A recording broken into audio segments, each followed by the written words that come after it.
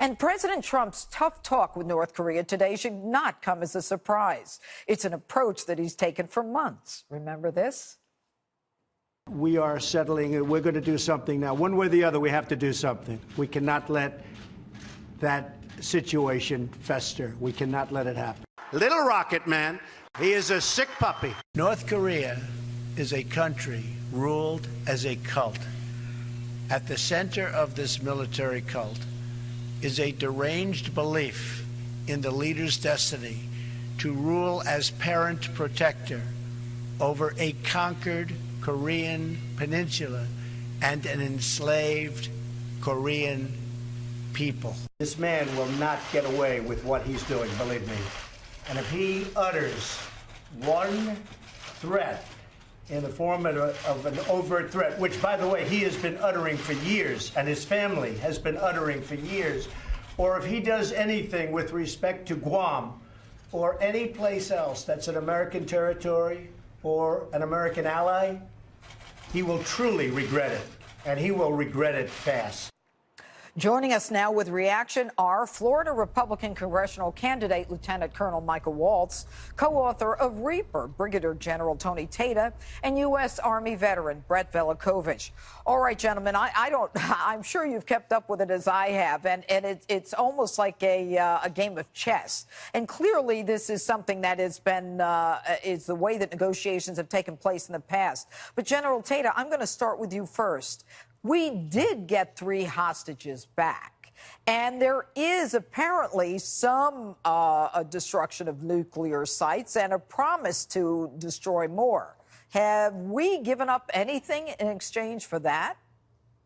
We've given up nothing, and we've gotten everything that we could have wanted before the summit happened. And what we're seeing is the art of the deal in action here, Judge, and live before our own eyes. For those who didn't read the book, they get to now watch the movie. And President Trump understands that he is a commander-in-chief of the most powerful country in the world, and he mentioned $700 billion twice, during his press conference today, and that number is the size of our defense budget, and this was his strategic messaging to North Korea. He understands the leverage that he has here, and that $700 billion number of our defense budget is 25 to 30 times the size of the gross domestic product of North Korea. So if you're on the North Korean side and you hear that number, that's an overwhelming figure. And then he just magically weaves together the diplomatic, information, military,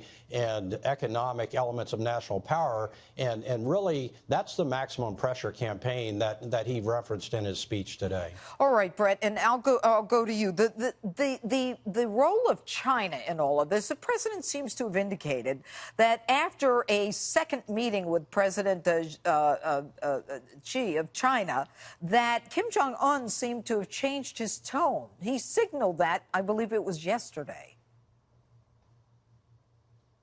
And playing puppet master this whole entire time. From day one, this has always been just as much a negotiation with China as it is with North Korea. I mean, do you think that the Chinese want to see thousands of U.S. soldiers 200 miles off their border sitting there in South Korea? So they've been playing us all along, and we have to be very careful what we do here. But I think what we've seen just overall with these talks is we've been witnessing today a master class in negotiation that's been playing out on the world stage. The fact of the matter is that these deals are all about leverage, okay? And we're the strongest country in the entire world. We don't need to listen to a country or bow down to a country that has the economic GDP of less than the size of Honduras. And so it's very important when it comes to all these talks that Trump is very careful about being too accommodating to Kim Jong-un, because what it does is it risks this recognition for him of what he's always believed would happen all along when it comes to having this nuclear arsenal. So this deal has to get done, but it needs to be done right or not at all. And in the end, we've taken back control here. All right. And, Michael, I want to ask you about the, this morning, the president pulls out of the summit. The last thing tonight is that North Korea is saying, we're ready to sit down at any time. What does that mean for people in the military? I mean, that's your background. That's who you are. That's right. What is going on in the Pentagon right now? Well, President Trump has shown strength from day one as commander-in-chief. And I think he's been absolutely right on North Korea since day one, despite all of his critics. This is not President Obama who's going to take the military option off the table before he even gets to the table. President Trump knows and has always known that diplomacy needs the credible use and needs the credible threat of military force. And not only do we have that, the North Koreans have seen President Trump train and equip and fund our military how it needs to be funded. So he has come into this with three key preconditions, in that military exercises with our South Korean allies and our Japanese allies will continue.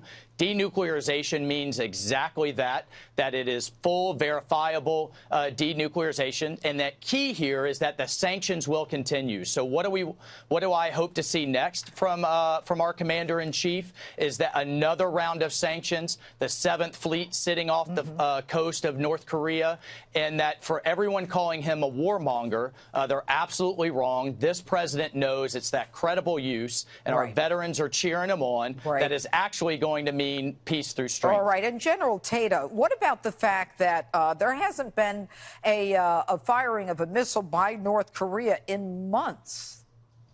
Well, that's exactly right, Judge. For all of the left that was rejoicing this morning, just to digress for a second, they've defended Hamas, they've defended MS-13, and they've defended now Kim Jong-un and North Korea, all in the same month, and that's pretty amazing if you think about it. But there's been no action from North Korea militarily, and as Michael just mentioned, we've kept doing our military drills. We've kept doing what we're doing. We've kept applying our pressure, and we're tightening the screws every day. And that is the leverage that President Trump has, and he knows he has it.